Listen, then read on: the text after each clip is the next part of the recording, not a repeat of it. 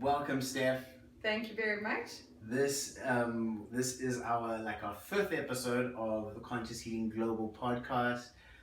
Thank you very much for after us going up and down about finally getting this and getting it going. So Steph Barret, she is a counsellor. Yep. She's one of the experts that works out of the Conscious Healing Center, and she runs her own practice. And I wanted to chat to you about, especially because she specializes in relationships, one of the things you specialize in. And I just wanted to get some feedback. I wanted you to just kind of talk to our listeners and just give us some feedback and some information, because I think relationships is a core. I mean, couples and having positive relationships in the time where there's many more divorces, you know, and also at the same time there's a lot more of this. There's a lot more of a consciousness around sexuality, around woman empowerment, and even sort of males feeling that they kind of want to break out of that mold, and then how does that? I just want to get a feel from you in terms of what you experience, in terms of what's happening, and how to have healthy relationships. So once again, welcome. And so could you firstly tell me, how did you get into this field of helping people and couples relationships and things like that? Yeah, so for me, I've always wanted to help people. I think it's one of my lessons, it's point of living, is to empower people to be the best that they can be. So I was always like that, and I studied psychology, and I was insistent that that's going to be my field. People invigorate me, so it's a complete, it's my calling.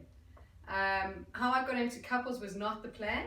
I actually wanted to do criminal psychology. Okay. Complete opposite. Yeah. But I actually, when I got out of my degree, it's very hard to start off on your own.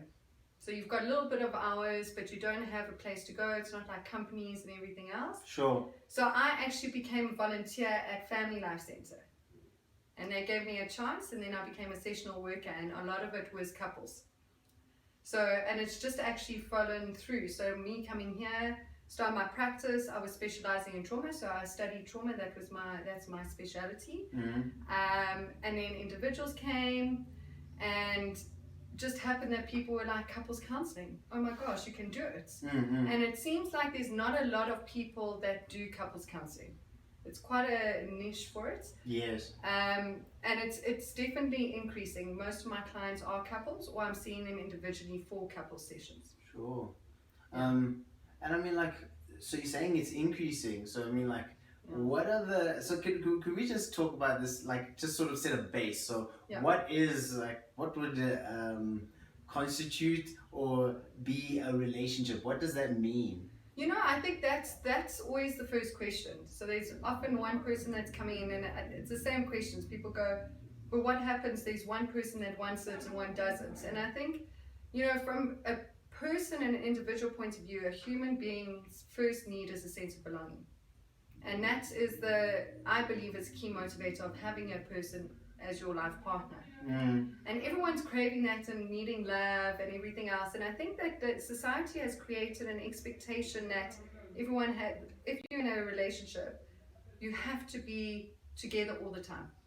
Yeah, big time. Yeah, big time. And it's going, oh my gosh, is this person not the same, and they're different, and how does it work? And I think that what I've learned is that as you said earlier, society's changed, women are becoming more empowered, men are wanting to stay home, cook, look after kids, whatever it is.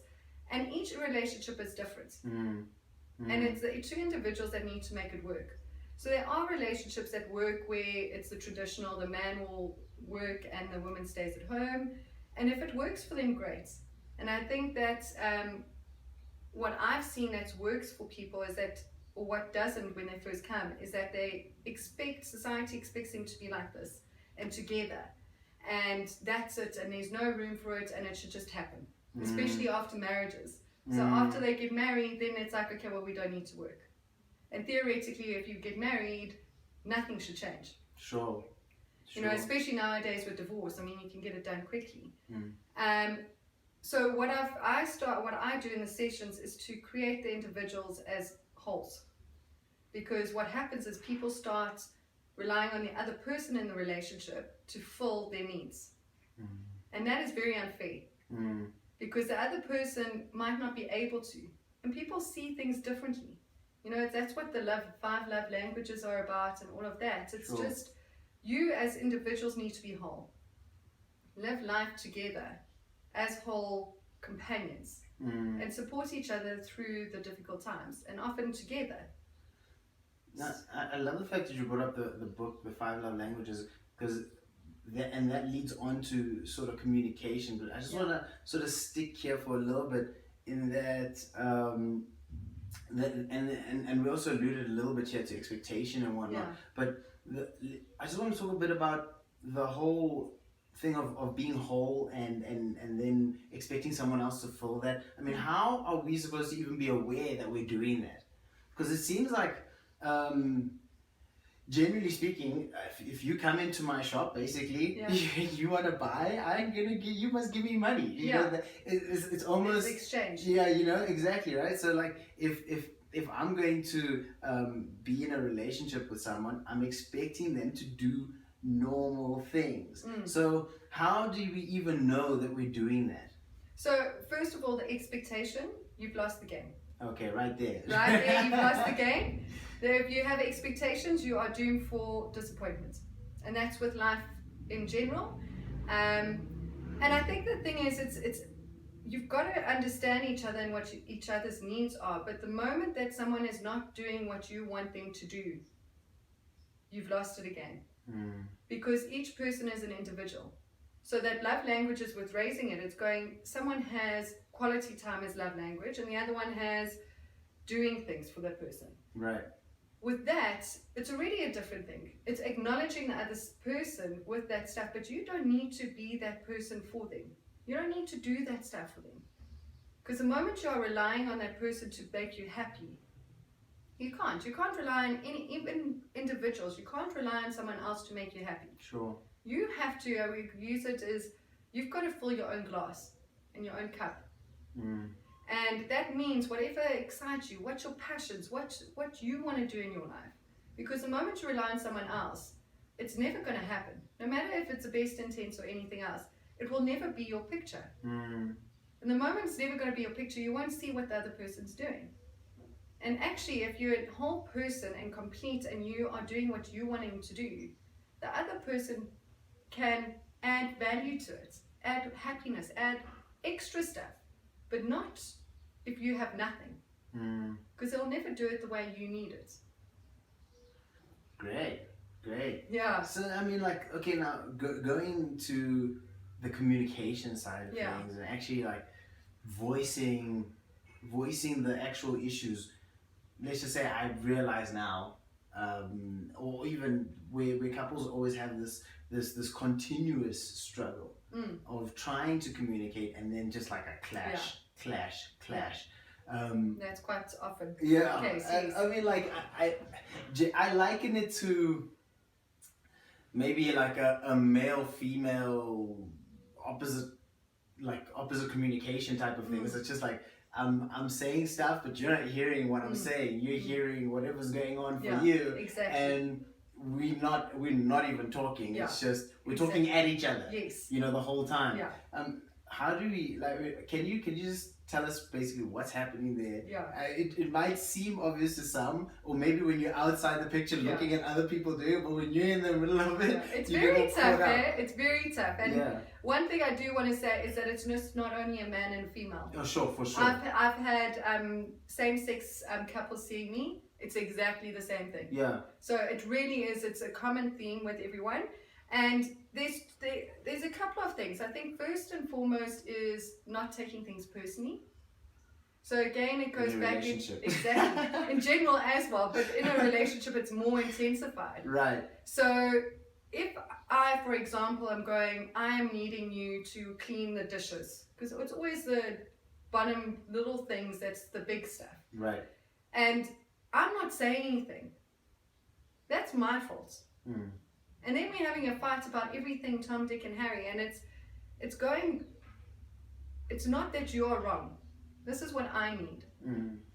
And the other person generally takes it as offense. For whatever reason their stuff is. And I say stuff, everyone's got their stuff. Sure. And the moment then people start taking things personally, the defenses go up. The defenses go up, they stop listening. They stop listening, they want to be proven right, or I'm right, and there's no understanding, compromise, meeting each other in middle ground, and actually just understanding where the other person is. That's first most. Second one is, it's the listening. People say they listen, but they don't. They're waiting for the response to show that I'm better than you. And it's not about that most of the time. Sometimes, and most of the time, it's about being acknowledged and heard and accepted.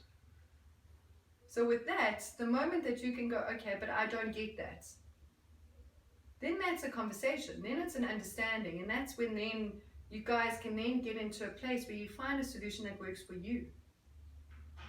And that's the bottom line of communication, in essence. So try and find the middle ground, listen, and don't take things personally. Don't take it personally. I like that. Yeah. Okay. Ask.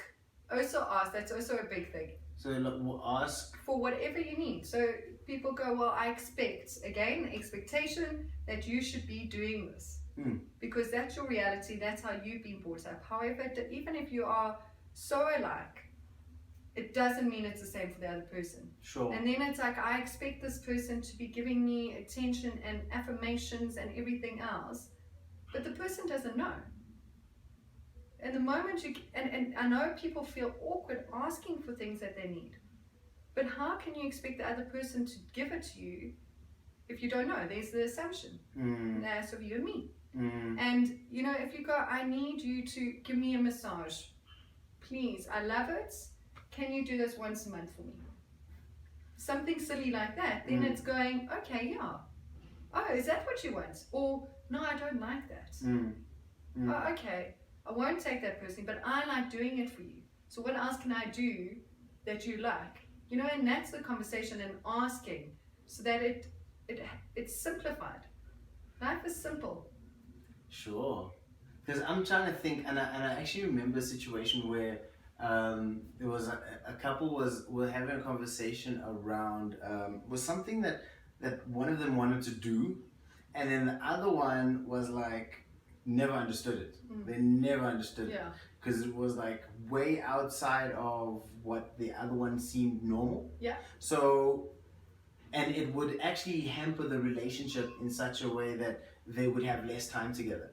And now what ends up happening is the one cousin says, okay, so how do we come to a compromise, because this I need to do, and the other one is like, okay, but the other one's like, no, I don't even see why the hell you have to do that in the first place. Now there's right up front, okay, you're not meeting on the same ground. There is some communication, but they are nowhere near. They're not budging.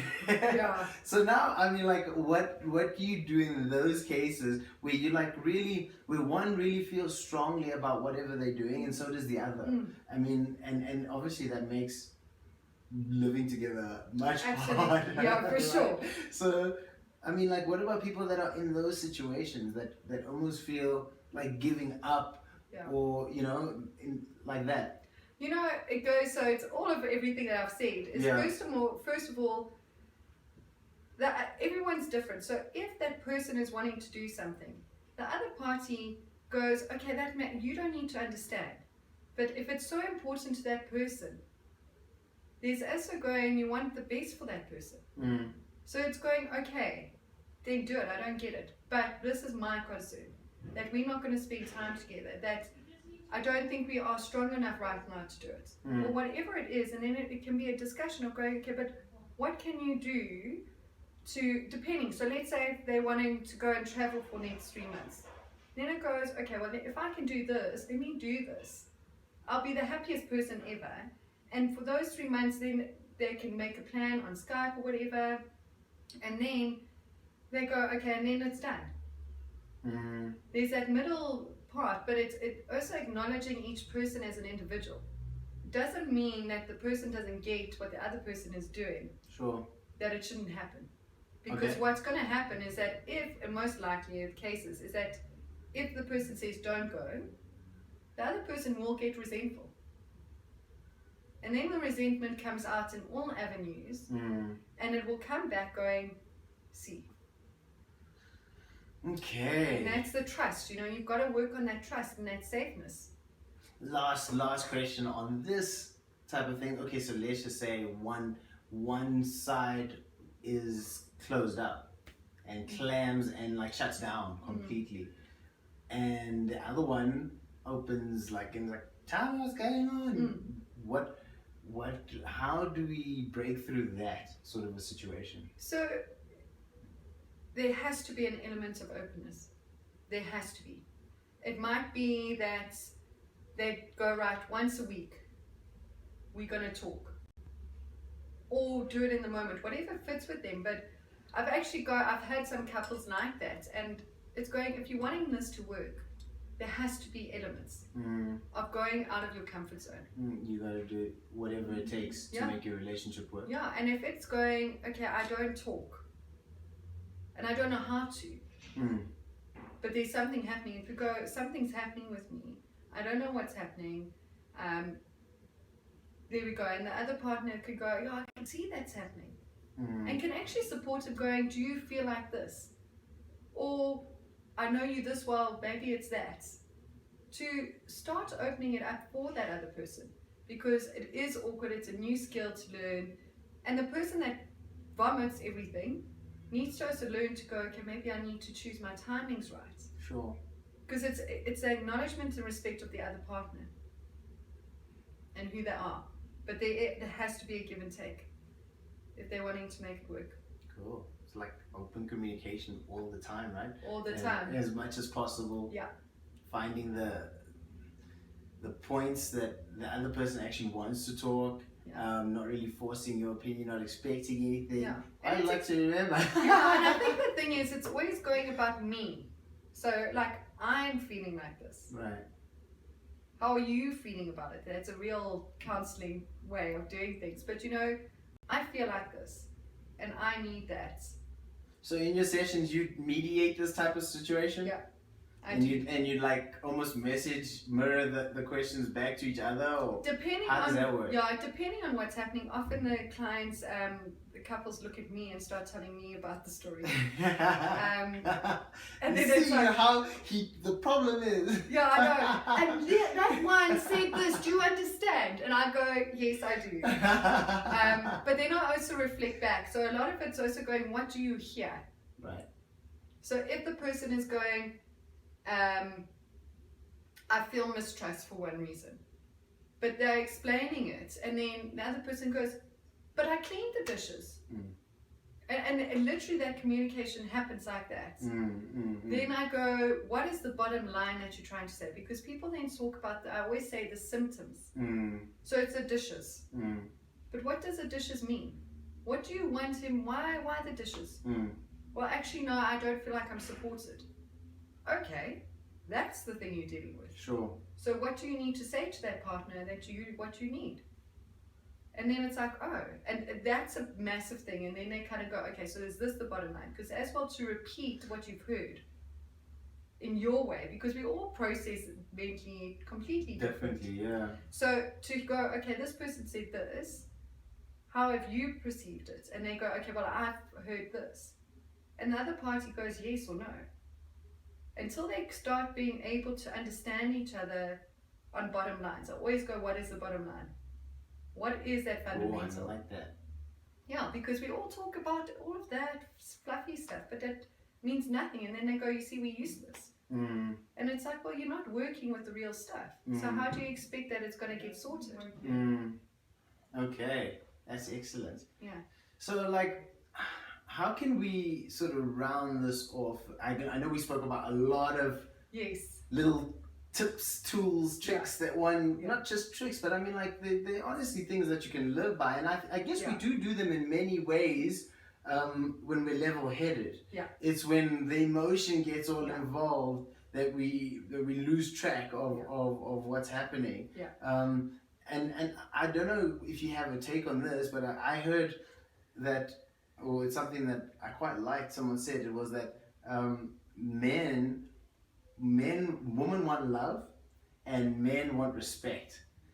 I mean, like, would you say that's a good sort of baseline? No. Okay. At all. Right. I actually think, I'm thinking about it now, most of the men want love. They're actually quite the sensitive ones. Okay. And especially nowadays in how society's moved, is that men are the more sensitive ones. Oh, well. But not necessarily the talkative ones. Right. And that's a very generalization. Sure.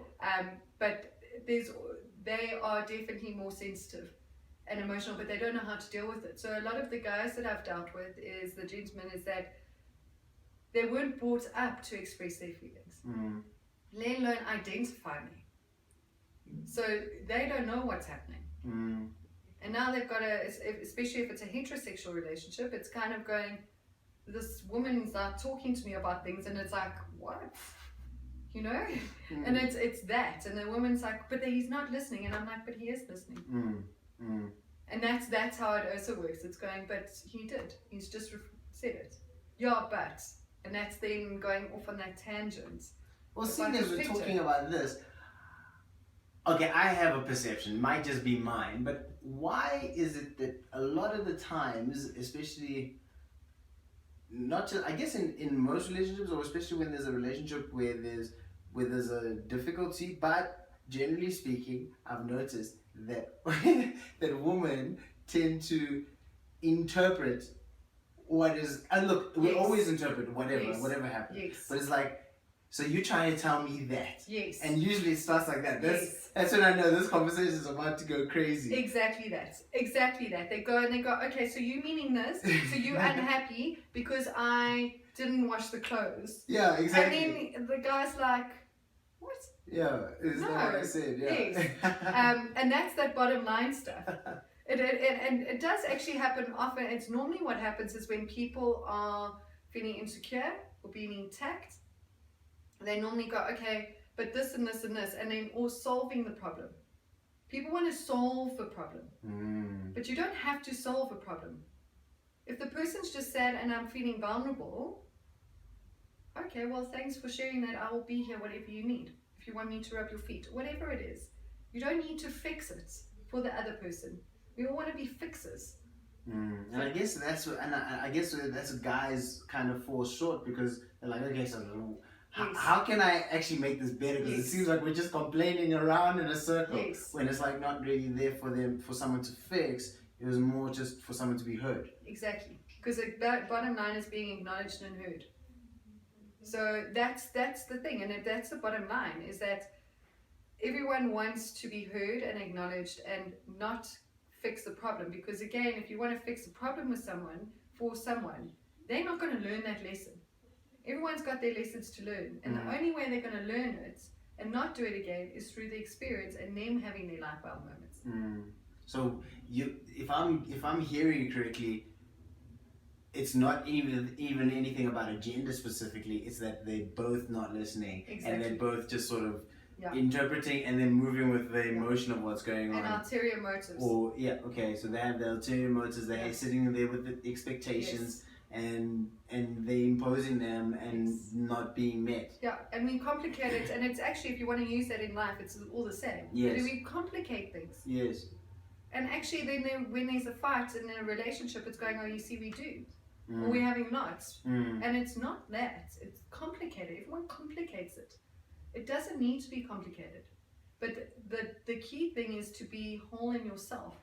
And longer you're with someone, the harder it gets, because you do mold into each other.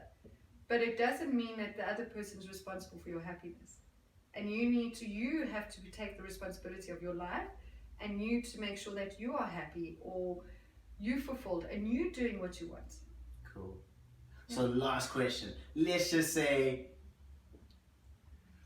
partner blows up at partner. No specific reasons. Obviously stuff of their own. Yeah. Now, we spoke about happiness and being happy within, being whole. Yeah. I mean, the person you just you just spoke to just tore you a new one. Yeah. And now what? Now, like, how do you move forward from that without like making it worse? Yeah. And especially just, I mean, like, there's an extreme sense of awareness that has to creep in my mind at that moment in time. Yes. So you have to stop. Okay, so we have to stop exactly. You have to stop. Like, you got to like stop, because you're either going to respond or you're going to react. Okay. And we've all got a choice, and I know it's hard. It's so hard in the moment. And if someone's exploded in front of you and things, you kind of go, "Whoa, where did that come from?" And there's also, which we haven't actually discussed, is boundaries. Right. So the thing is like, sometimes I strongly suggest with people, they've getting married or whatever, and they've threatened that they're going to leave one another, or are we going to get a divorce, or I'm leaving, or whatever.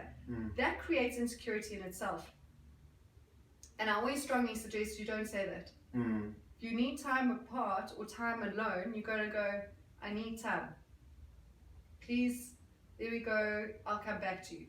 No, and most of the time the other person doesn't receive it because they normally want to deal with it straight away, and that other person needs to have self-control and going, "Okay," and they find their way to deal with it while waiting for the other person, because forcing it is never going to happen. And if the other person just carries on laying into the other person, the person that's receiving it can go, "Actually, I don't accept this. That's my boundary. I'm not going to accept that. I am going to leave this until you are calm and we can actually talk about it and actually see what actually is happening."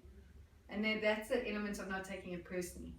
I love the fact that you brought up boundaries and that we haven't discussed it much, but I mean, now for me it's like this also plays a lot into expectation, because now you're expecting something of me that I'm not even prepared nor interested sometimes. Yeah. And that can cause some serious friction. Yeah. But that's where you agree with the boundaries with each other. So that's like the sit down and talk. Let's talk about this. I don't like this. Or there's some partners that don't like the other person swearing. Okay, well, there's also that element of accepting them. But the person that swears can also go, "I'll be more vigilant about it." Yeah. You know, and that's negotiations. Then there's boundaries where you go, "Actually, you screaming, I'm walking away. That's one of the things, please respect that." So when the situation's happening, there's those frameworks. So when the person walks away, it's not because they are walking away from the relationship. They're walking away from the situation, and you are aware of that was the agreement, and that's how the other person works. And that's like your frameworks. That's your safe place. That's where you can have a fight and know that it's not going to end it.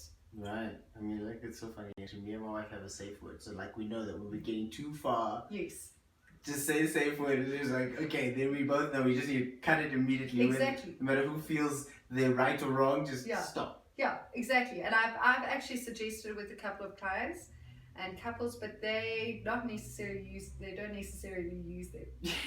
And they go, "Well, I did use it and the other one didn't listen." But that's where you commit, you have a commitment and you honor it. So this is where the boundary comes in. Yes, because the thing is if you're making an agreement with the two of you, there's a safe word, but the other person ignoring it, well, actually then what are you guys doing then? Because it's also there to protect each other, because the point of a relationship is to love each other and nurture them and happiness and growth and all of that, not to destroy the other person. And that's what your boundaries and your fences, as sometimes I use, as fences to protect that. That sacredness, because the moment that sacredness, to build it back up is tough, eh? It's doable, but it's tough. And that's where that sacredness and it's the specialness needs to be remembered at all times. Oh, thank you very much, Steph. This was such a great, enlightening conversation. I hope our listeners got a whole lot out of this, and we probably will chat another time. Perfect. Because there's so many elements and stuff from this, and I don't know, maybe we can invite you to write a little something on our blog about this. With pleasure. And so thank you very much. Thank you very much. It was fun.